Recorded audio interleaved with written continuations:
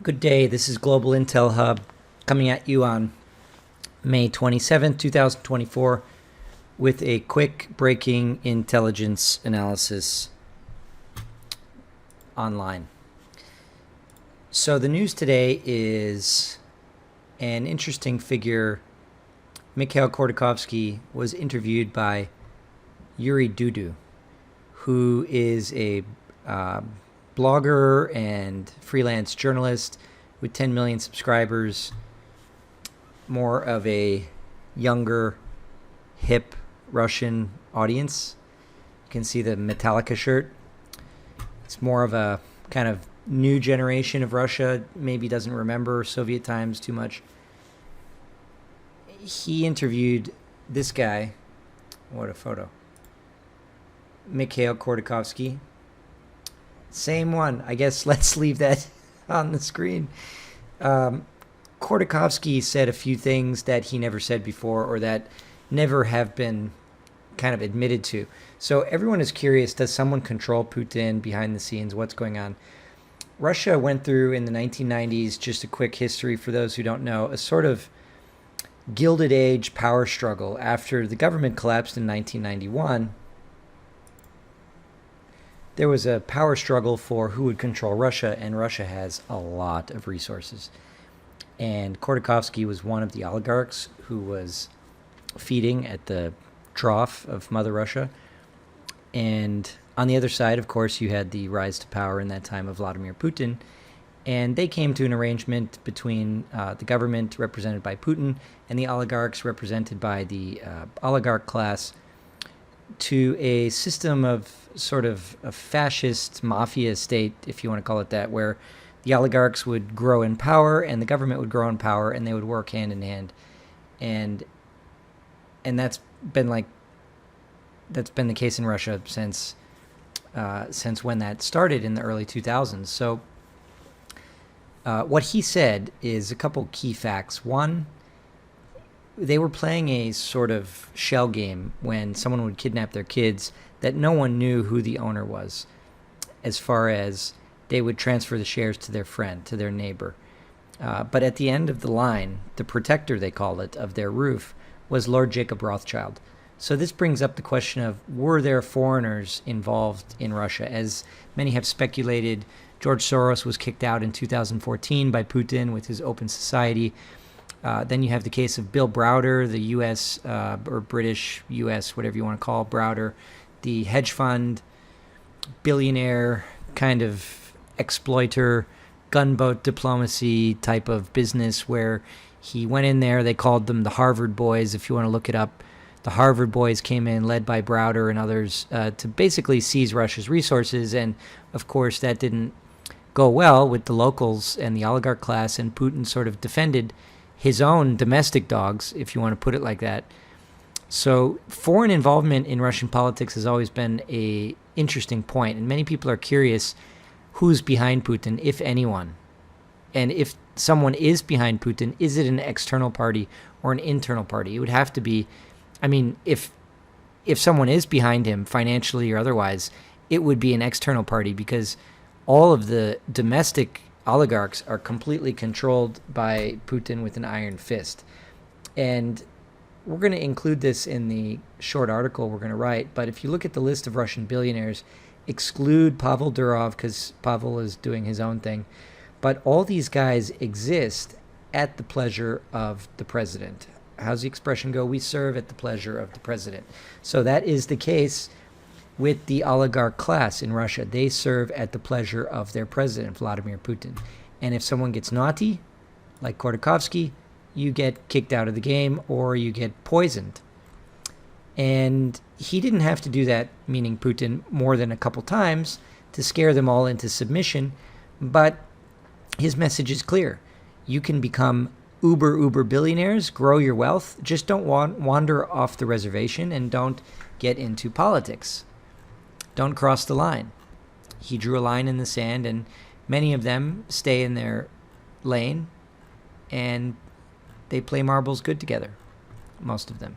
And this list is 82 billionaires, but keep in mind that these are Western calculations, like these sanction numbers, like they lost $8 billion. Okay, well, that's one way to look at it. But if you look at the domestic numbers, it's quite the opposite. These billionaires have actually gained wealth since the sanctions. But anyway, the point is that the number is quite large. There are probably hundreds of 500 million. If you use the 500 million US dollar benchmark, which in Russia might as well be $1 billion, because the gap between rich and poor is so wide. If you're a millionaire in Russia, meaning a US dollar millionaire in Russia, it's like a class of its own. There's not really a big middle class in Russia, although it is growing. It's mostly the peasants and the elite. It's a fiefdom, basically. And it's a pretty big oligarch class. So Russia is not so big. You've got Moscow, you've got Yekaterinburg, St. Petersburg, a couple cities, but mostly you just have Moscow. And Moscow is big, there's no question. But if you look at, on a percentage basis, the oligarch class is quite diverse in Russia. You've got lots of people, and this is just the ones who the West says are billionaires, and this is Wikipedia. Obviously, this is not a great source of intelligence, but it does show you that there are a kind of number of different types of oligarchs. You've got fertilizer king, you've got oil, banking, and telecom, retail, e-commerce, investments, real estate, aviation, fertilizers again, aluminium. It's probably providing all the aluminium for the chemtrails to the deep state. And that guy is an interesting guy, Oleg Deripaska. You can Google him. Involved in tons of U.S. games. And a lot of these guys you've never even heard of. Alexei Repik, pharmaceuticals. He looks like a... Would you buy pharmaceuticals from this guy? And, oh, this guy. Would you buy a car from this guy?